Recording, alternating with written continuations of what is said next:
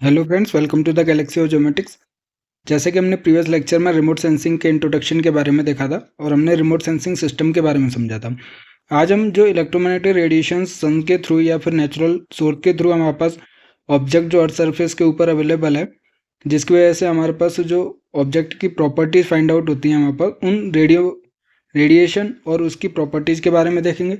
उसके बाद जो इलेक्ट्रोमैग्नेटिक स्पेक्ट्रम है, जो कि अंडरस्टैंड करना बहुत ज़रूरी है कि कौन सी रेडिएशन कितनी रेंज ऑफ वेवलेंथ रहती है हमारे पास, उसको समझना ज़रूरी है।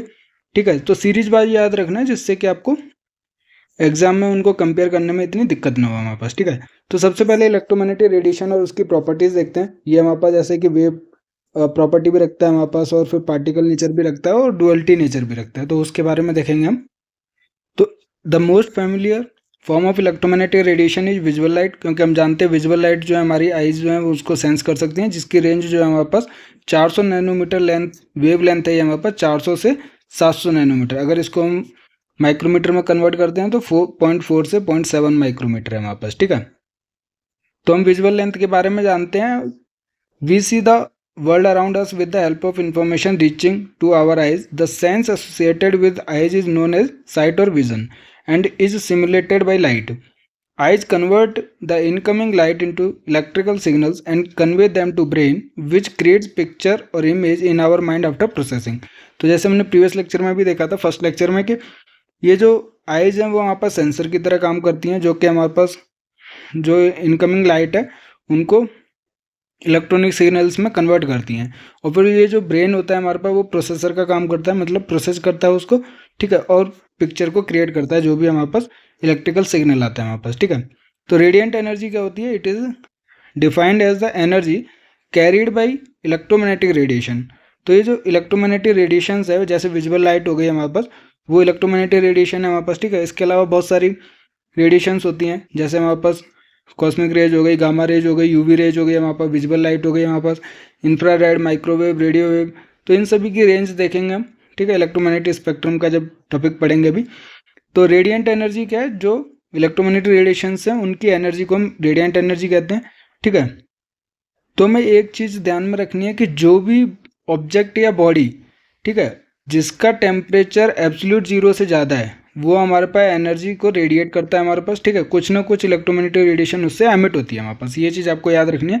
ये चीज़ हम बार बार भी देखेंगे, जिससे कि आपको याद भी रहेगी। ठीक है, तो आपको ये चीज़ देखनी है, जो कि ब्लैक बॉडी रेडिएशन जब हम पढ़ेंगे उसके बारे में हम इस चीज़ को अच्छे से समझेंगे, कि जो कोई भी चीज़ है, everything that has a temperature above absolute zero radiates energy है हमारे पास। ठीक है, एब्सोल्यूट जीरो मतलब कि 0 केल्विन है हमारे पास। ठीक है, उसके अलावा हम देखते हैं कि for remote sensing sun is the source of electromagnetic energy. जो नेचुरल सोर्स था हमारे पास, the sun may be assumed to be a black body with surface temperature around 6000 kelvin. तो सन का जो टेम्परेचर हम कितना लेते हैं? 6000 केल्विन के अराउंड लेते हैं हमारे पास। When sun is used as an energy source for remote sensing, it is known as passive remote sensing. But when artificial source of electromagnetic energy is used, it is known as active remote sensing वहाँ पर। तो ये भी question बनता है हमारे पास। ठीक है, कि पैसिव रिमोट सेंसिंग कौन सा होता है और एक्टिव रिमोट सेंसिंग कौन सा होता है हमारे पास। जैसे कि मैंने प्रीवियस लेक्चर में देखा था कि दो एनर्जी सोर्स होते हैं। एक तो हमारे पास नेचुरल, जो कि सन सोलर एनर्जी होता है हमारे पास। ठीक है, और दूसरा जो होता है हमारे पास आर्टिफिशियल सोर्स होता है। तो जब आर्टिफिशियल सोर्स जो है एनर्जी सोर्स है हमारे पास, तो वो एक्टिव रिमोट सेंसिंग कहलाता है। और जब सन हमारे पास क्या है, एनर्जी सोर्स के तौर पर यूज किया जाता है रिमोट सेंसिंग के लिए, तो हमारे पास पैसिव रिमोट सेंसिंग कहलाता है हमारे पास। ठीक है, तो एक्टिव रिमोट सेंसिंग का जैसे रडार हो गया और लिडार हो गया हमारे पास, लाइट डिटेक्शन एंड रेंजिंग, और रेडियो डिटेक्शन एंड रेंजिंग हो गया हमारे पास। ठीक है, ये एक्टिव रिमोट सेंसिंग के एग्जाम्पल्स हैं। अब हम मॉडल्स देखते हैं कि इलेक्ट्रोमैग्नेटिक रेडिएशंस के मॉडल कौन कौन से होते हैं। एक तो पार्टिकल मॉडल होता है, वेव मॉडल होता है हमारे पास, और दोनों हमारे पास क्या है, डुअलिटी नेचर भी शो करता है, तो उसके बारे में भी देखेंगे। ठीक है, तो सबसे पहले देखते हैं कि particle model of electromagnetic energy क्या होता है। कि ये जो पार्टिकल मॉडल दिया गया था वो सर आइजैक न्यूटन ने दिया था हमारे पास इन 1704 में हमारे पास। ठीक है, according to this theory light behaves as a stream of particles और corpuscles and travels in a straight line. तो ये जो इलेक्ट्रोमैग्नेटिक एनर्जी है वो स्ट्रीम ऑफ पार्टिकल्स होता है, मतलब पार्टिकल से बना हुआ होता है। ठीक है, और ये ट्रेवल करती है स्ट्रेट लाइन में। ये हमारे पास मॉडल दिया था सर आइजैक न्यूटन ने हमारे पास। ठीक है, जो कि particle model of electromagnetic energy है। उसने कहा कि he also knew that light had wave like characteristics based on his experiment. तो जो लाइट स्ट्रेट लाइन में ट्रेवल करती है वो क्या वेव लाइक नेचर रखती है हमारे पास। तो following are the properties of particle model of electromagnetic energy कि light travels in the straight line. सबसे पहला पॉइंट ये था हमारे पास मॉडल का कि लाइट जो है वो ट्रेवल करती है स्ट्रेट लाइन में। लाइट कैन बी रिफ्लेक्टेड, जैसा कि हम जानते हैं कि सोर्स ऑफ एनर्जी से ऑब्जेक्ट के ऊपर रेडिएशन फॉल होती हैं वापस, ठीक है, और फिर वहाँ से ये जो रेडिएशंस हैं एटमॉस्फेयर के थ्रू ट्रेवल करती हैं और हमारे पास ऑब्जेक्ट से रिफ्लेक्ट बैक होती है हमारे पास। तो ये जो लाइट है वो रिफ्लेक्ट हो सकती है हमारे पास। Light can travel through a vacuum. तो ये हमारे पास 3 प्रॉपर्टीज थी हमारे पास पार्टिकल मॉडल की, ठीक है। उसके बाद हमारे पास क्या वेव मॉडल था इलेक्ट्रोमैग्नेटिक एनर्जी का, जो कि मैक्सवेल ने दिया था 1862 में हमारे पास, ठीक है। तो according to this theory light travels like a wave which has electric and magnetic fields.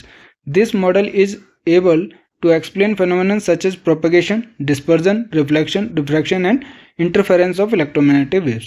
तो ये जो वेव नेचर था, जैसे हमें पता है कि जब पार्टिकल मॉडल था उसमें भी ये चीज़ देखी थी कि लाइट जो है वो हमारे पास वेव की तरह करेक्टरिस्टिक्स वेव करती है हमारे पास, ठीक है। बट वेव मॉडल में क्या है, जो मैक्सवेल ने बोला कि इसकी थ्योरी के बेसिस पे इलेक्ट्रिक और मैग्नेटिक फील्ड्स अवेलेबल हैं जो कि लाइट जो ट्रेवल करती है एक वेव की तरह ट्रेवल करती है हमारे पास, ठीक है। तो इस वेव मॉडल की वजह से हम प्रोपगेशन, डिस्पर्जन, रिफ्लेक्शन, रिफ्रैक्शन और इंटरफेरेंस जो होता है इलेक्ट्रोमैग्नेटिक वेव्स का, उसके फेनोमेनन को ईजिली समझ सकते हैं हमारे पास। Eventually, work of some scientists seem to be point out that there were aspects of light that could be explained more clearly using a wave model. फिर जो तीसरा मॉडल था वो था वहाँ पर वेव पार्टिकल डुअलिटी के वेव भी है हमारे पास, वेव की तरह भी वेव करती है और पार्टिकल की तरह भी है हमारे पास जो इलेक्ट्रोमैग्नेटिक रेडिएशन है हमारे पास, ठीक है। इसका ज़्यादा यूज हुआ जो कि हमारे पास साइंटिस्ट जैसे ह्यूजेंस हो गए, यंग हो गया हमारे पास, had given definite proof that light behaves like a wave, ठीक है। तो उन्होंने एक प्रूफ दिया कि लाइट जो है वो वेव की तरह बिहेव करती है। प्लैंक और आइंस्टाइन ने बोला कि लाइट मस्ट बी पार्टिकल, ठीक है। इट सीम्स एज दो one must be right and the other wrong, both aspects wave and particle makeup light at the same time. This leads us to the current way of describing light, the model known as wave particle duality हमारे पास। तो हमारे पास क्या दोनों aspect देखे गए, wave भी और पार्टिकल मॉडल भी हमारे पास देखा गया एक साथ हमारे पास। तो इसकी वजह से जो मॉडल बना वो था वेव पार्टिकल डुअलिटी। इस मॉडल की हेल्पफुल मतलब कि इसकी वजह से हमारे पास जो सभी मैटर हैं एग्जिबिट करते हैं वहाँ पर वेव और पार्टिकल प्रॉपर्टी। तो Albert Einstein was able to come up with a solution as long as he assumed that energy came in little pieces, जिसको हम कहते हैं क्वांटा। जो सबसे छोटी यूनिट होती है यहाँ पर उसको क्या कहते हैं, हम क्वांटा कहते हैं, ठीक है। This lead Einstein to come up with a theory that joined the idea of quanta to an explanation of light. This mean the light came into the little pieces that were named as photon. तो जो energy की बात करते हैं उसकी सबसे छोटी unit क्या है, क्वांटा है। और जब ये जो क्वांटा है मतलब कि जो लाइट है उसका जो स्मॉल पीसेज है वो हमारे पास क्या फोटोन्स के फॉर्म में होता है हमारे पास, जो सबसे छोटी यूनिट होती है फोटोन्स होता है। तो this also help to explain the phenomenon of black body radiation हमारे पास। तो ये आइंस्टाइन ने बताया था कि जो एनर्जी है वो स्मॉल मतलब के छोटे छोटे पीसेज में अवेलेबल रहती है हमारे पास, जिसको हम क्या कहते हैं क्वांटा कहते हैं। और जो लाइट है वो हमारे पास लिटिल पीसेस जो कि हमारे पास फोटोन्स कहलाते हैं हमारे पास, ठीक है। अब इसमें जो कुछ टर्मिनोलॉजी थी जैसे डिस्पर्जन हो गया। डिस्पर्जन क्या है कि it is the separation of light into its different coloured rays. जैसे रेनबो हम देख सकते हैं हमारे पास, वो मोस्ट फेमिलियर एग्जाम्पल है वहाँ पर डिस्पर्जन का, क्योंकि जो वाइट लाइट होती है वो सेपरेट आउट होती है इन 7 डिफरेंट कलर्स हमारे पास, ठीक है। जिसके अंदर हम देखते हैं विबग्यो, ठीक है, वो इस किसी भी प्रिज्म के ऊपर जब वाइट लाइट पड़ती है हमारे पास और फिर वो 7 लाइट्स में सेपरेट हो जाती है तो वो हमारे पास क्या डिस्पर्जन कहलाता है। 7 मतलब विबग्यो और हमने देखा, ठीक है। उसके बाद हम रिफ्लेक्शन का समझते हैं कि reflection is the throwing back of light, heat और sound without absorbing it by a body और सरफेस। तो रिफ्लेक्शन है कि कोई भी ऑब्जेक्ट है या फिर बॉडी है उसके ऊपर जब लाइट थ्रोइंग बैक हो रही है या उसके ऊपर फॉल हो रही है तो उससे जो थ्रो बैक हो जाए हमारे पास, मतलब वो ना एब्जॉर्ब कर रहा है ना ट्रांसमिट कर रहा है, वो क्या हमारे पास रिफ्लेक्ट कर रहा है हमारे पास, ठीक है। उसके बाद रिफ्रैक्शन है। रिफ्रैक्शन हम जानते हैं कि ग्लास के अंदर, ये सभी जो टर्मिनोलॉजी है ना वो हम यूनिट के अंदर देखेंगे, सेकेंड यूनिट के अंदर देखेंगे कि रिफ्रैक्शन के बारे में पूरा अच्छे से पढ़ेंगे, रिफ्लेक्शन के बारे में पढ़ेंगे, ट्रांसमिशन, एब्जॉर्प्शन, ठीक है, सभी टर्मिनोलॉजी के क्लासिफिकेशन को भी देखेंगे। बट यहाँ पे हमें समझना है कि ये जो रिफ्रैक्शन होता है बेंडिंग ऑफ इलेक्ट्रोमैग्नेटिक रेज होता है, क्योंकि हमारे पास जो मीडियम होता है एक से दूसरे मीडियम में चेंज होता है जिसकी डेंसिटी डिफरेंट होती है हमारे पास। तो रिफ्रैक्टिव इंडेक्स के बारे में भी देखेंगे। तो रिफ्रैक्शन है बेंडिंग ऑफ इलेक्ट्रोमैग्नेटिक रेज, ठीक है। ब्लैक बॉडी जो है वो उसके बारे में कॉन्सेप्ट देखेंगे। ये जो फर्स्ट यूनिट है वो इंट्रोडक्शन है हमारे पास। तो ब्लैक बॉडी क्या होती है यहाँ पर? It is a matter which absorbs all electromagnetic energy incident upon it and does not reflect not transmit any energy. तो जितनी भी एनर्जी होती है, ठीक है, अगर किसी ब्लैक बॉडी के ऊपर फॉल हो रही है हमारे पास, ठीक है, तो वो सारी की सारी रिफ्लेक्टेड जो भी एनर्जी है, इलेक्ट्रोमैग्नेटिक एनर्जी, वो सभी की सभी वो एब्जॉर्ब कर लेगा, ना वो रिफ्लेक्ट करेगा ना वो अपने पास ट्रांसमिट करता है हमारे पास, ठीक है। तो उसको क्या कहते हैं? ब्लैक बॉडी मैटर कहते हैं हमारे पास। Black body radiation is defined as thermal radiation of a black body. तो जब वो एब्जॉर्ब करेगा तो जो एनर्जी है वो हीटर के फॉर्म में निकलती है, जो कि थर्मल रेडिएशन क्या कहलाती है यहाँ पर? ब्लैक बॉडी रेडिएशन कहलाती है यहाँ पास, ठीक है। तो ये बेसिक टर्मिनोलॉजी हैं जो आगे भी यूज होंगी हमारे पास।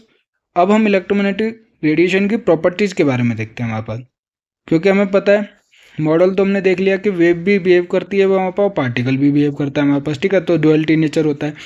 अब हम देखते हैं उसकी प्रॉपर्टीज, जैसे कि वेवलेंथ, एम्पलीट्यूड और फ्रिक्वेंसी के बारे में हमारे पास, ठीक है। तो electromagnetic fields have many interesting property, these property make them very unique and enrich the science of remote sensing. तो 3 करेक्टरिस्टिक्स हैं हमारे पास इलेक्ट्रोमैग्नेटिक रेडिएशन के, जो कि इंपॉर्टेंट है समझना। सबसे पहले हमारे पास वेवलेंथ, फिर फ्रिक्वेंसी, फिर एम्पलीट्यूड है। तो वेवलेंथ क्या होता है हमारे पास? It is the distance over which the wave's shape repeats.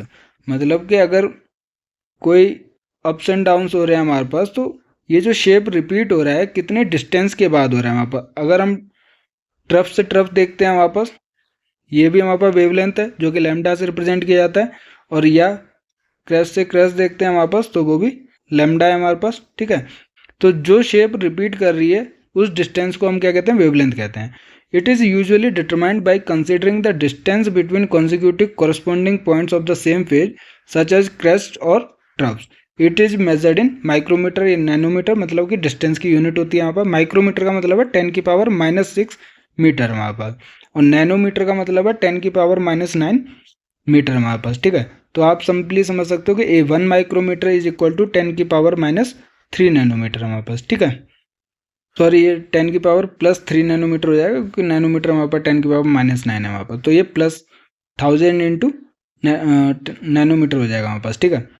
तो वेवलेंथ हमने समझा, अभी फिगर में भी समझेंगे। उसके बाद फ्रिक्वेंसी देखते हैं। फ्रिक्वेंसी जो होता है वो number of occurrence of repeating event per unit time होता है, जिसकी यूनिट होती है वो हर्ट्ज होती है हमारे पास, हर्ट्ज कह लीजिए या फिर किलो हर्ट्ज भी होती है हमारे पास, ठीक है। तो कोई भी रिपीट हो रहा है हमारे पास इवेंट, उस टाइम पीरियड को क्या कहते हैं? फ्रिक्वेंसी कहते हैं, ठीक है। तो ये जनरली क्या है? 1 में टाइम पीरियड रहता है, ठीक है। इसकी यूनिट जो हर्ट्ज है वो पर सेकंड में भी होती है हमारे पास, ठीक है। तो ये सारी चीज़ें आपको अच्छे से समझनी है। उसके बाद एम्पलीट्यूड जो होता है वो मैक्सिमम एक्सटेंट ऑफ वेरिएशन और ऑसिलेशन कहते हैं। जो मैक्सिमम होता है हमारे पास उसको एम्पलीट्यूड कहते हैं हमारे पास, ठीक है। तो अब जैसे इस फिगर में देख सकते हैं तीनों प्रॉपर्टी के बारे में। सबसे पहले हमारे पास क्या था? वेवलेंथ था। तो ये शॉर्टर वेवलेंथ है, क्योंकि ये ट्रफ से ट्रफ, सॉरी, ये जो ट्रफ से ट्रफ है, ठीक है, वो हमारे पास शॉर्टर है एज कम्पेयर टू दिस, जो कि लॉन्ग वेवलेंथ है हमारे पास, ठीक है। तो जो हमारे पास शॉर्टर वेवलेंथ है वो हाई फ्रिक्वेंसी है, और जो लॉन्गर वेवलेंथ है वो लॉन्ग फ्रिक्वेंसी है। इसका मतलब दोनों क्या इन्वर्सली प्रोपोर्शनल होती हैं हमारे पास, क्योंकि इसका फॉर्मूला जो होता है, अगर आप देखोगे कि जो फ्रिक्वेंसी होती है जिसको न्यू से रिप्रेजेंट कर रहा हूँ मैं, ठीक है, वो स्पीड ऑफ लाइट या फिर स्पीड डिवाइडेड बाई लैम्डा होता है हमारे पास, ये फॉर्मूला होता है। तो इसमें देख सकते हैं कि frequency is inversely proportional to the wavelength हमारे पास। तो लो जो फ्रिक्वेंसी है वो लॉन्गर वेवलेंथ है हमारे पास, और जो हाई फ्रिक्वेंसी है वो शॉर्टर वेवलेंथ है, ठीक है। एम्पलीट्यूड क्या हमारे पास? मैक्सिमम ऑसिलेशन को कहते हैं। मैक्सिमम एक्सटेंट ऑफ वाइब्रेशन और ऑसिलेशन को एम्पलीट्यूड कहते हैं हमारे पास। वेवलेंथ दो ट्रफ या फिर दो क्रेस्ट के बीच के डिस्टेंस को कहते हैं हमारे पास। यहाँ पे देख सकते हैं शॉर्टर है, यहाँ पे लॉन्गर है। तो ये जो 1 साइकिल पीरियड है ठीक है। ये हमारे पास टाइम ज़्यादा ले रहा है हमारे पास, तो जो फ्रिक्वेंसी होगी वो कम हो जाएगी, क्योंकि 1 में टाइम पीरियड होता है फ्रिक्वेंसी। तो जब टाइम ज़्यादा ले रहा है तो फ्रिक्वेंसी लो हो जाएगी हमारे पास, ठीक है, जिसकी वजह से लो फ्रिक्वेंसी हो गया, वेवलेंथ ज़्यादा हो गया हमारे पास, ठीक है। तो ये बेसिक प्रॉपर्टीज है हमारे पास इलेक्ट्रोमैग्नेटिक रेडिएशंस की। Some of the other properties of electromagnetic radiation are listed below. सबसे पहले यह है कि इलेक्ट्रिक फील्ड और मैग्नेटिक फील्ड जो होते हैं वो ऑलवेज परपेंडिकुलर होते हैं। देखिए, एक हमारे पास इलेक्ट्रिक फील्ड है, एक मैग्नेटिक फील्ड है। इन दोनों इलेक्ट्रिक फील्ड और मैग्नेटिक फील्ड के परपेंडिकुलर जो है वो हमारे पास वेव ट्रेवल करती है। तो मान लीजिए ये इलेक्ट्रिक फील्ड है हमारे पास, ठीक है, और ये हमारे पास मैग्नेटिक फील्ड है, ठीक है। तो जो वेव है वो ट्रेवल करेगी इन दोनों के परपेंडिकुलर। तो ये तीनों जो है वो एक दूसरे के परपेंडिकुलर होती हैं हमारे पास, और ये सी है, मतलब स्पीड ऑफ लाइट जो होती है उसके स्पीड से ट्रेवल करती है हमारे पास जो इलेक्ट्रोमैग्नेटिक रेडिएशन होती है हमारे पास, ठीक है। और ये जो वेव होती है वो ट्रांसवर्स नेचर की होती है, ये भी इंपॉर्टेंट है हमारे पास, लॉन्गिट्यूडनली होती है, ट्रांसवर्स नेचर की वेव होती है जो भी इलेक्ट्रोमैग्नेटिक रेडिएशन होती है हमारे पास, ठीक है, जो कि इलेक्ट्रिक फील्ड के भी परपेंडिकुलर होती है और मैग्नेटिक फील्ड के भी परपेंडिकुलर होती है, ठीक है। और इलेक्ट्रिक फील्ड जो है वो ऑलवेज हमें पता है कि मैग्नेटिक फील्ड के परपेंडिकुलर होता है, ठीक है। तो ये प्रॉपर्टीज हैं जो इंपॉर्टेंट है हमारे पास। Propagating of electromagnetic wave with speed c, मतलब स्पीड ऑफ लाइट, जो कि कितनी होती है 3 × 10⁸ मीटर पर सेकेंड होती है हमारे पास, ठीक है, in X direction and electric magnetic field corresponding to electromagnetic wave. Transverse wave कौन सी होती हैं? जो मूव करती हैं perpendicular to the direction of energy transfer हमारे पास। तो ये जो इलेक्ट्रोमैग्नेटिक वेव होती है वो ट्रांसवर्स वेव होती है। साइनोसोडल मतलब कि smooth repetitive succession of waves और curves. This wave pattern occurs often in nature including ocean waves, sound waves, light waves हमारे पास। तो ये जो साइनोसोडल वेव है वो हमारे पास इलेक्ट्रिक फील्ड और मैग्नेटिक फील्ड में हम देख सकते हैं हमारे पास, ठीक है। तो जो साउंड वेव्स हैं, लाइट वेव्स हैं, वो सभी हमारे पास क्या साइनोसोडल वेव शो करती हैं हमारे पास। उसके अलावा जो प्रॉपर्टीज हैं इलेक्ट्रोमैग्नेटिक रेडिएशन की वो कौन सी हैं कि the cross product of electric magnetic fields gives always gives the direction of travel of the wave. तो जो क्रॉस प्रोडक्ट होता है हमारे पास इलेक्ट्रिक और मैग्नेटिक फील्ड का, वो डायरेक्शन देता है हमारे पास ऑफ द इलेक्ट्रोमैग्नेटिक वेव का हमारे पास, क्योंकि वो परपेंडिकुलर देता है हमारे पास, ठीक है। तो परपेंडिकुलर होता है तो वो डायरेक्शन ऑफ वेव देता है हमारे पास। The variations of fields are sinusoidal, so also are the transverse waves. Moreover the fields vary with the same frequency and in the phase with each other. तो ये जो हमारे पास same frequency और फेज के साथ ये जो एक दूसरे के साथ होती हैं वो फील्ड्स जो है वो वेरी करते हैं। मतलब क्या है कि जो इलेक्ट्रिक और जो मैग्नेटिक वेव्स हैं वो वहाँ पर ट्रांसवर्स नेचर की होती हैं और हमारे पास साइनोसोडल वेव भी शो करती हैं हमारे पास, ठीक है। तो स्पीड ऑफ लाइट की हम बात कर रहे थे कि जो इलेक्ट्रोमैग्नेटिक वेव्स होती हैं वो वैक्यूम के अंदर जो मूव करती हैं वो 3 × 10⁸ है। ये हमारे पास 3 × 10⁸ मीटर पर सेकेंड है, ठीक है। If you send a beam of light along an axis and ask your friends to measure its speed while they move at different speeds along that axis, either in the direction of light or opposite it, they will all measure the same speed for the light. This result is amazing and very different from what would have been found if your friends had measured the speed of any other type of wave. For other waves, the speed of observers relative to the wave would have affected their measurements. मतलब electromagnetic waves जो हैं वो speed of light की speed के साथ travel करती हैं हमारे पास। तो आप ये एक्सपेरिमेंट करके देख सकते हो कि सेम स्पीड ऑफ लाइट रहेगी हमारे पास, ठीक है। अगर किसी और वेव की बात करते हैं हमारे पास, ठीक है, तो वो हमारे पास डिफरेंट बिहेवियर शो करती हैं। जैसे कि if you measure the travel time of a pulse of electromagnetic radiation from one point to another, you are not really measuring the speed of the electromagnetic radiation but rather the distance between those 2 points, क्योंकि हम easily उसको speed of light से multiply करके निकाल सकते हैं। Distance is equal to speed of light into जो travel time है हमारे पास, ठीक है। तो इसका मतलब है कि अगर हम टाइम कैलकुलेट कर रहे हैं, मेजर कर रहे हैं, तो वो ईजिली हम डिस्टेंस फाइंड आउट कर सकते हैं। The plane containing the E vectors is called plane of oscillation of the wave. Hence, the wave is said to be plane polarized in the y direction, in which shows electromagnetic wave with vertical और linear polarization। तो जो हमारे पास plane है ई vectors का, उसको हम plane of oscillation बोल रहे हैं, क्योंकि वेव जो है उसमें पोलराइज्ड है हमारे पास एक ही डायरेक्शन में, वाई डायरेक्शन में, ठीक है। तो ये क्या कहलाता है वहाँ पर, लीनियर और वर्टिकल पोलराइजेशन कहलाएगा वहाँ पर इलेक्ट्रोमैग्नेटिक वेव। तो अब हम समझते हैं कि पोलराइज्ड और नॉन पोलराइज्ड लाइट के बीच का डिफरेंस क्या होता है वहाँ पर। तो अनपोलराइज्ड जो लाइट होती हैं वो दोनों मतलब डायरेक्शन में ट्रेवल करती हैं, बट पोलराइज्ड लाइट जो लाइट है हमारे पास वो सिंगल डायरेक्शन में ट्रेवल करती है वहाँ पर। तो यहाँ पे समझते हैं कि light emitted by the sun, a flame और a lamp is created by the electric charges that vibrate in different directions and create an electromagnetic wave that vibrates in a variety of directions. ठीक है, तो different different directions में travel करती हैं। जब कोई सन है या फिर हमारे पास कोई भी लैम्प है, जो लाइट एमिट होती है वो वैरायटी ऑफ डायरेक्शंस में वाइब्रेट करती है हमारे पास, ठीक है, इलेक्ट्रोमैग्नेटिक वेव्स है। We can assume the light waves as vibrating in a vertical and horizontal plane. हमने एज्यूम कर लिया कि या तो वो हॉरिजॉन्टल प्लेन में और वर्टिकल प्लेन में ट्रेवल कर रही हैं, वाइब्रेट कर रही हैं वापस, ठीक है। बट हमने पोलराइज्ड फिल्टर लगा दिया तो वो पोलराइज्ड लाइट हो गई और सिंगल डायरेक्शन में वो वापस ट्रेवल करती है या वाइब्रेट करती है वापस। तो when a light vibrates in more than one plane it is called unpolarised light. In polarised light the vibrations occur in a single plane. तो सिंगल प्लेन में वाइब्रेट करती है हमारे पास पोलराइज्ड लाइट जो होती है हमारे पास। तो the unpolarised light can be transformed into polarised light using some filters and this process known as the polarisation. ठीक है, तो पोलराइजेशन का मतलब है कि आप अनपोलराइज्ड लाइट को पोलराइज्ड लाइट में कन्वर्ट कर रहे हैं हमारे पास, ठीक है, किसका यूज करके, कुछ फिल्टर्स होते हैं हमारे पास जो इसको ट्रांसफॉर्म कर देते हैं। There are numerous applications of polarised light. इसके एप्लीकेशंस हैं, क्योंकि हम कोई भी चीज़ करते हैं उसका कुछ ना कुछ फ़ायदा होता है या एप्लीकेशन होता है तभी हम करते हैं।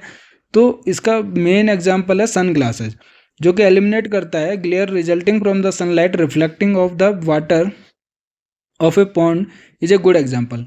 तो कोई भी रिफ्लेक्टिंग सरफेस है आपके नियर बाई, मान लीजिए स्नो है हमारे पास या कोई पॉन्ड है हमारे पास, तो वहाँ पे जब सन की जो सोलर एनर्जी है वो फॉल होती है, उसके बाद रिफ्लेक्ट बैक होकर वहाँ पे आइस तक आती है। तो अगर हमने सन ग्लासेस लगा रखे हैं तो वो पोलराइज्ड हो जाती है लाइट और हमारे पास वाइब्रेट करती है इन सिंगल प्लेन, जो कि हमारे पास क्या होता है, वर्टिकली अलाइंड होता है हमारे पास, ठीक है। तो हमारी आइस तक वो इफेक्ट नहीं करता है। तो ये सन ग्लासेस का मतलब के यूज है, और पोलराइज्ड लाइट जो हम कर रहे हैं पोलराइजेशन का, उसका एप्लीकेशन है, ठीक है। तो use of pairs of sunglasses to eliminate the glare resulting from the sunlight reflecting off the water of a pond is a good example. The glare from the water is a result of concentration of light aligned parallel to the water surface. To block such a plane polarized light, a filter must be used which has a vertically aligned polarization axis हमारे पास, ठीक है। तो ये polarisation का application है। अब ये जो इम्पोर्टेंट टॉपिक है इलेक्ट्रोमैग्नेटिक स्पेक्ट्रम, उसके बारे में समझते हैं। इसको अच्छे से समझना है क्योंकि इसका यूज बार बार आगे जाके किया जाएगा हमारे पास। तो जैसे हमने इलेक्ट्रोमैग्नेटिक एनर्जी के बारे में समझा, रेडिएशन के बारे में समझा, वो क्या होता है हमारे पास, फॉर्म ऑफ एनर्जी होती है एग्जिबिटिंग वेव हमारे पास वेव बिहेवियर शो करती है as it travel through the space, ठीक है। इलेक्ट्रोमैग्नेटिक एनर्जी जो होती है वो रेंज करती है हमारे पास high energy to low energy. Energy जो होता है वो क्या होता है, h c by lambda. Lambda के हमारे पास वेवलेंथ है, एच जो है प्लैंक्स कांस्टेंट है हमारे पास, सी जो है वो हमारे पास स्पीड ऑफ लाइट है हमारे पास। तो यहाँ पे आपको याद रखना है जिसकी वेवलेंथ ज़्यादा है उसकी एनर्जी जो है लो है हमारे पास, ठीक है। तो अब हम इलेक्ट्रोमैग्नेटिक स्पेक्ट्रम समझते हैं जो कि वेरी करता है हमारे पास very high energy to the low energy. तो हाई एनर्जी का मतलब क्या है, वेवलेंथ स्मॉल है हमारे पास। जैसे कि जो सीक्वेंस होता है वो होता है गामा रेज का, फिर एक्स रेज का, फिर ultraviolet light, visible light, infrared radiation, microwaves और रेडियो वेव्स। तो यहाँ पे हम समझ सकते हैं कि गामा रेज का जो होता है वेवलेंथ स्मॉल होता है हमारे पास, और रेडियो वेव्स का जो वेवलेंथ होता है वो हाई होता है हमारे पास, ठीक है। इसका रेंज भी देखेंगे कहाँ से कहाँ तक होता है अभी फिगर में। तो द रेंज ऑफ फ्रिक्वेंसीज, अब फ्रिक्वेंसीज भी हमारे पास क्या है, इन्वर्सली प्रोपोर्शनल होती है वेवलेंथ के हमारे पास, ठीक है। तो इस रेंज ऑफ फ्रिक्वेंसी को क्या कहते हैं हम, इलेक्ट्रोमैग्नेटिक स्पेक्ट्रम कहते हैं हमारे पास। तो ये सीक्वेंस आपको याद रखना है, gamma ray, UV, X ray, UV ray, visible light, infrared, microwaves और रेडियो वेव्स होता है हमारे पास, ठीक है। You should know that the division of electromagnetic spectrum is for practical use the gamma rays and X rays. अब इनका application भी देख लेते हैं कि कौन सी चीज़ कहाँ यूज की जाती है। तो गामा रेज और X rays are potentially dangerous है, also the ultraviolet light is powerful enough to cause sunburn हमारे पास, ठीक है। तो ह्यूमन आइज जो करती हैं वो विजुअल लाइट को यूज करती हैं किसी भी ऑब्जेक्ट को देखने के लिए हमारे पास, ठीक है। We can feel infrared radiation as heat, तो जहाँ पे इंफ्रारेड रेडिएशन है उसको हम हीट की तरह फील कर सकते हैं, बट उसको देख नहीं सकती हैं हमारी आइज जो होती हैं हमारे पास, ठीक है। We employ microwaves in microwave ovens and radio waves are use for communication, जैसे टेलीकम्युनिकेशन के लिए, क्योंकि ये जो लार्ज वेवलेंथ की रेडिएशंस हैं वो पास थ्रू हो जाती हैं क्लाउड्स या फिर एटमॉस्फेरिक कंडीशन से हमारे पास, ठीक है, जिनका यूज़ जनरली टेलीकम्युनिकेशन पर्पज़ के लिए यूज़ किया जाता है। माइक्रोवेव्स जो है माइक्रोवेव ओवन्स में यूज़ की जाती हैं या फिर अर्थ के अंदर भी अगर थोड़ा बहुत कोई भी अर्थ एक्सप्लोरेशन के लिए माइक्रोवेव्स का यूज़ कर सकते हैं हमारे पास, क्योंकि वो वहाँ पास लार्ज वेवलेंथ की रेडिएशंस होती हैं वहाँ पास, ठीक है। उसके बाद देखें हम तो all the types of electromagnetic radiation are wave forms which travel at a speed of light, ठीक है। तो जितनी भी इलेक्ट्रोमैग्नेटिक रेडिएशन है वो किसकी स्पीड से ट्रेवल करती है वहाँ पे, स्पीड ऑफ लाइट, जो कि 3 × 10⁸ मीटर पर सेकेंड होता है, ठीक है। The radiation can be defined in terms of इधर देयर वेवलेंथ और फ्रिक्वेंसी। तो जब हम आगे रिप्रेजेंट करेंगे रेडिएशन को, तो जैसे नाम से होता है विजुअल लेंथ, माइक्रोवेव या फिर कोई भी रेडियो वेव है, तो वो हमारे पास उसके वेवलेंथ के रेस्पेक्ट में या फिर उसकी फ्रिक्वेंसी के टर्म्स में हम बात करते हैं, ठीक है। और ये याद रखना दोनों जो है इन्वर्सली प्रोपोर्शनल होते हैं, कि शॉर्टर वेवलेंथ रेडिएशन जैसे इंफ्रारेड हो गया आज generally described in terms of its wavelength, और जो लॉन्गर वेवलेंथ रेडिएशन होती है उनको हम फ्रिक्वेंसी के टर्म में बात करते हैं, ठीक है। जैसे माइक्रोवेव हो गया, रेडियो वेव हो गया, वो हमारे पास फ्रिक्वेंसी के टर्म में बात की जाती है।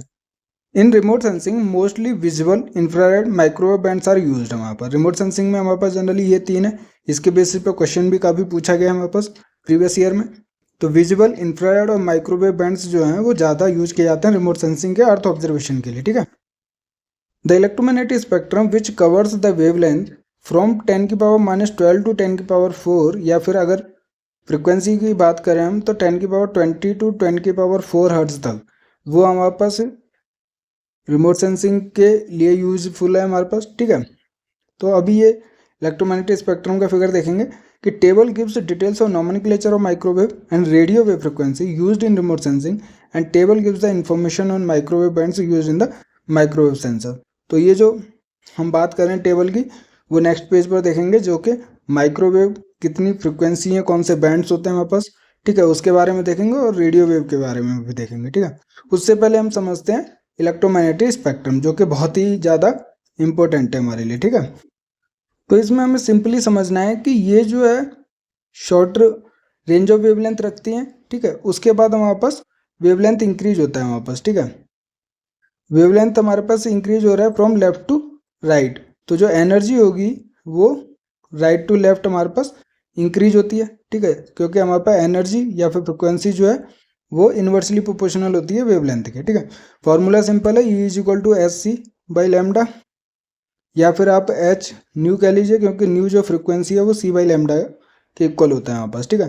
तो एनर्जी और फ्रिक्वेंसी इन्वर्सली प्रोपोर्शनल होते हैं वेवलेंथ के, और वेवलेंथ जो इंक्रीज करती है वो हमारे पास लेफ्ट टू राइट कर रही है हमारे पास, तो फ्रिक्वेंसी और एनर्जी जो इंक्रीज करेगी वो हमारे पास राइट टू लेफ्ट है हमारे पास, ठीक है। अब इसमें आपको याद रखना है कि जो गामा रेज है, मतलब पहले तो आपको सीक्वेंस याद रखना है, तो सबसे कम रेंज की वेवलेंथ जो होती है वो गामा रे की, उसके बाद एक्सरे इंक्रीज होता है, ठीक है। तो ये इंक्रीजिंग वेवलेंथ के रेंज में हम बात कर रहे हैं, तो सबसे पहले गामा रे, फिर एक्सरे, फिर यूवी स्पेक्ट्रम होता है हमारे पास अल्ट्रावायलेट वाला, फिर विजुअल स्पेक्ट्रम होता है। विजुअल स्पेक्ट्रम की वेवलेंथ आपको याद रखनी है, और आपको इंफ्रारेड और माइक्रोवेव, ये 3 तो आपको मोस्टली जो रेंज है इनकी वेवलेंथ की वो आपको याद रखनी है आपको, ठीक है। तो 400 से 700 नैनोमीटर जो होता है वो विजुअल स्पेक्ट्रम होता है, ठीक है। फिर हमारे पास 700 नैनोमीटर के बाद जनरली 1 mm तक वो होता है हमारे पास इंफ्रारेड, और 1 mm से 1 मीटर तक होता है माइक्रोवेव हमारे पास।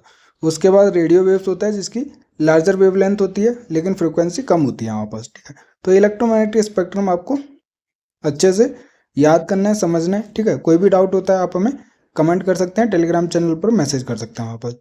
उसके रेस्पेक्ट में हमने जो 3 मोस्टली रिमोट सेंसिंग में यूज़ की जाती है वो है विजुअल लेंथ, इंफ्रारेड वेवलेंथ और माइक्रोवेव वेवलेंथ है वहाँ पर। ठीक है, तो ये इंपॉर्टेंट है जिनकी रेंज आपको याद करनी है वापस। माइक्रोवेव की 1 mm टू 1 मीटर रहती है जनरली। ठीक है, तो 10 की पावर 0 और 10 की पावर -3 मीटर में है हमारे पास ये वेवलेंथ। और यहाँ पे हम देख सकते हैं 400 से 700 नैनोमीटर है हमारे पास। ठीक है, यूनिट जो है हमारे पास। माइक्रोमीटर में 0.4 से 0.7 माइक्रोमीटर जो होता है वो विजुअल स्पेक्ट्रम होता है। अब जैसे हम बात कर रहे थे नोमेनक्लेचर की, माइक्रोवेव और रेडियो वेव की। ठीक है, तो हमारे पास डिफरेंट क्लासिफिकेशन है फ्रिक्वेंसी के बेसिस पे माइक्रोवेव्स का हमारे पास। तो देख सकते हैं हम इसमें कि EHF जो होता है एक्सट्रीमली हाई फ्रिक्वेंसी, वो वहाँ पर 30 to 300 गीगाहर्ट्ज होता है वहाँ पर। गीगा मतलब कि 10 की पावर, वो होता है वहाँ पर 10 की पावर 9। ठीक है, तो मतलब कि 30 × 10 की पावर 9 से लेके 300 × 10 की पावर 9 हर्ट्ज तक क्या होता है एक्सट्रीमली हाई फ्रिक्वेंसी, और जिसकी वेवलेंथ के जनरली 1 mm से 1 सेंटीमीटर के बीच लाई करती है हमारे पास। ठीक है, फिर हमारे पास है सुपर हाई फ्रिक्वेंसी। ठीक है, उसका बाद हमारे पास अल्ट्रा हाई फ्रिक्वेंसी, जो कि कम रेंज होती जा रही है फ्रिक्वेंसी और वेवलेंथ हमारे पास इंक्रीज हो रही है क्योंकि इन्वर्सली प्रोपोर्शनल होता है। आप एक ही चीज़ याद रख सकते हो, क्योंकि वेवलेंथ तो हम निकाल सकते हैं जो कि C/ν से निकल जाएगी। C की वैल्यू हमें पता है 3 × 10 की पावर 8 मीटर पर सेकेंड होती है हमारे पास। ठीक है, और यहाँ पे फ्रिक्वेंसी की वैल्यू आप पुट अप करोगे तो आपको वेवलेंथ की रेंज मिल जाएगी। ठीक है, तो आपको फ्रिक्वेंसी के बेसिस पे याद रखनी है। तो हम यहाँ पे इजीली देख सकते हैं कि जो लो फ्रिक्वेंसी होती है वो 300 to 30 किलोहर्ट्ज रहती है हमारे पास। तो ये जो फ्रिक्वेंसी के बेसिस पे क्लासिफिकेशन होता है वो माइक्रोवेव्स और रेडियो वेव्स का होता है, क्योंकि इनकी वेवलेंथ जो होती है वो स्मॉल नहीं होती है यहाँ पर, लार्ज होती है हमारे पास। ठीक है, तो फ्रिक्वेंसी हमारे पास स्मॉल होती है हमारे पास। यहाँ पे हम देख सकते हैं जो एक्सट्रीमली लो फ्रिक्वेंसी है वो 1000 to 10,000 किलोमीटर तक की वेवलेंथ रखता है हमारे पास, जिसकी फ्रिक्वेंसी कितनी रहती है सिर्फ 300 से 30 हर्ट्ज तक रहती है। उसके बाद अगर हम माइक्रोवेव बैंड्स की बात करें, क्योंकि बैंड्स भी पूछे जाते हैं, जैसे आपका मोस्टली जो यूजफुल है C बैंड है हमारे पास, X बैंड है। ठीक है, तो इनके बारे में पूछा जाता है। ये टेबल आपको याद रखनी है, इंपॉर्टेंट है, इससे बेसिस डायरेक्ट क्वेश्चन बनते हैं हमारे पास। ठीक है, तो L बैंड जो है वो हमारे पास 1 to 2 गीगाहर्ट्ज है। उसके बाद 2 से 4 S बैंड, फिर 4 से 8 C बैंड। एक तो आपको ये याद रखना है C बैंड इंपॉर्टेंट है, 4 से 8 गीगाहर्ट्ज है हमारे पास। गीगा मतलब 10 की पावर 9। ठीक है, X बैंड जो है वो 8 से 12 है। उसके बाद के बैंड जो है वो 12 to 40 गीगाहर्ट्ज है। और MM जो बैंड है वो हमारे पास 40 से 300 गीगाहर्ट्ज को कहते हैं हमारे पास। ठीक है, ठीक है, तो आपको रेंज वाइज याद रखना है, आप सीरीज वाइज भी याद रख सकते हो जिससे कि आपको रेंज पता चल जाए। तो L band L, S, C, X, KU and MM। ठीक है, जिसकी रेंज ऑफ फ्रिक्वेंसी क्या है 1 to 2, 2 to 4, 4 to 8, 8 to 12, 12 to 40, 40 to 300 gigahertz है हमारे पास। ठीक है, तो ये था हमारे पास आज का लेक्चर जो कि इम्पोर्टेंट था, इलेक्ट्रोमैग्नेटिक रेडिएशन और इलेक्ट्रोमैग्नेटिक स्पेक्ट्रम, उसके पार्टिकल मॉडल्स और हमारे पास उसके रेंज को समझने के लिए, जिसका काफ़ी यूज होता है हमारे पास और डायरेक्टली क्वेश्चन हमारे पास एग्जाम्स के अंदर बनते हैं। तो आपको टेबुलर फॉर्म और जितनी भी रेंज है आपको इलेक्ट्रोमैग्नेटिक स्पेक्ट्रम की वो याद रखनी है हमारे पास। ठीक है, क्योंकि इन्हीं चीज़ का यूज़ करके आगे हम सारी चीज़ें पढ़ेंगे और जो कि इम्पोर्टेंट है हमारे पास। अगर कोई भी डाउट है तो आप हमें कमेंट कर सकते हैं व्हाट्सएप चैनल पर, और टेलीग्राम चैनल पर हमें फॉलो करके वहाँ पर भी क्वेश्चन पूछ सकते हैं हमें, या फिर आप हमें वीडियो में कमेंट कर सकते हैं यूट्यूब पर। वीडियो पसंद आया तो लाइक कीजिए, दोस्तों के साथ शेयर कीजिए, चैनल को सब्सक्राइब कीजिए और अपनी गेट ज्योमेट्रिक्स की तैयारी जियोमेट्रिक्स गैलेक्सी के साथ करते रहिए। Thank you.